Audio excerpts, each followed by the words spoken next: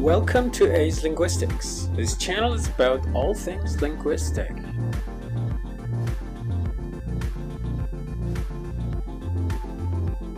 So let's see what we've got today.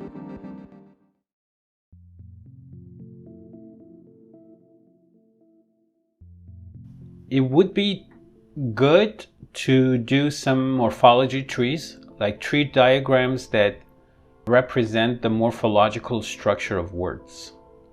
Indeed, if you have a simple word that consists only of one morpheme, you wouldn't need a tree to represent it.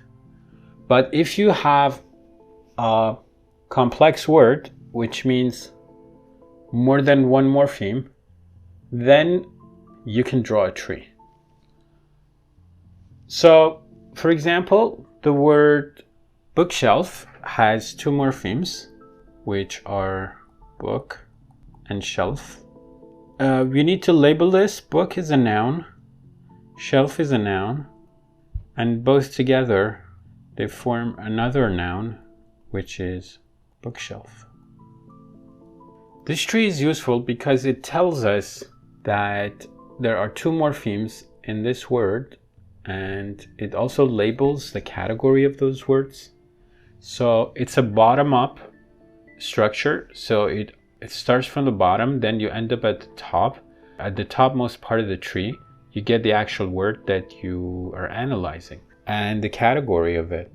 The way you go from the bottom to the top is like how you can think of the bookshelf as a word that was planted and then it grew up and then it gave us fruit. So a morphological tree diagram or a morphological tree. Of course, in the case of bookshelf, it kind of looks cute, but it doesn't really seem to be useful.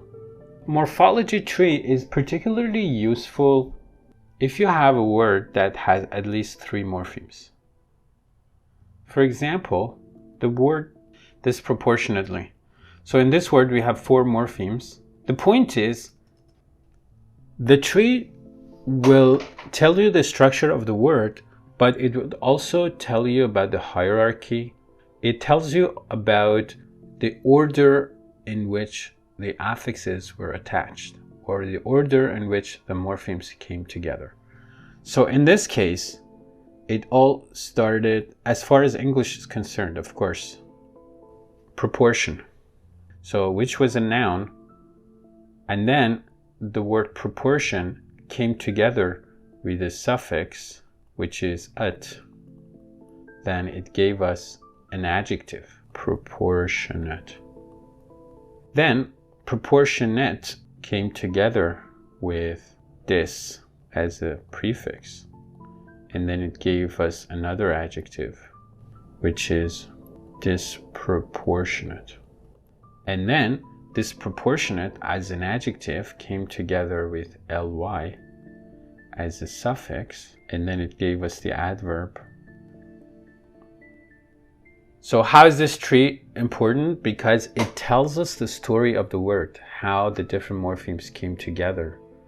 Which two morphemes got married first? You could argue that pro and portion married each other and they gave birth to a child, which was called proportion. And then proportion married the suffix et. It became proportionate. And then the child was not a boy or a girl, it was an adjective. You can look at this as if you want to create a story around this tree, you can look at it as a family tree, and then who came with whom first. Actually, there's two different approaches to doing trees. Some people do bottom up, some people do top to bottom. So if you want to do top to bottom, it's okay.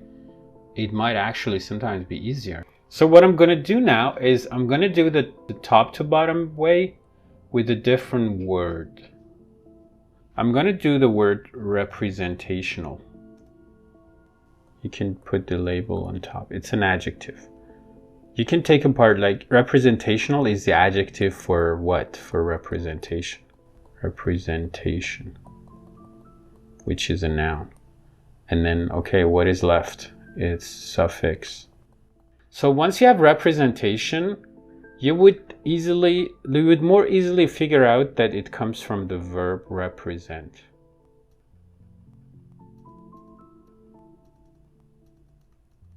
You can do this for compound nouns too. For example, motivational speaker. Okay, so the motivational speaker is a noun. It comes from the adjective motivational and then the noun speaker. And then motivational comes from the noun motivation plus the suffix al. And then motivation comes from the verb motivate and the suffix ion. And then you can go to speaker and say speaker comes from the verb speak plus the suffix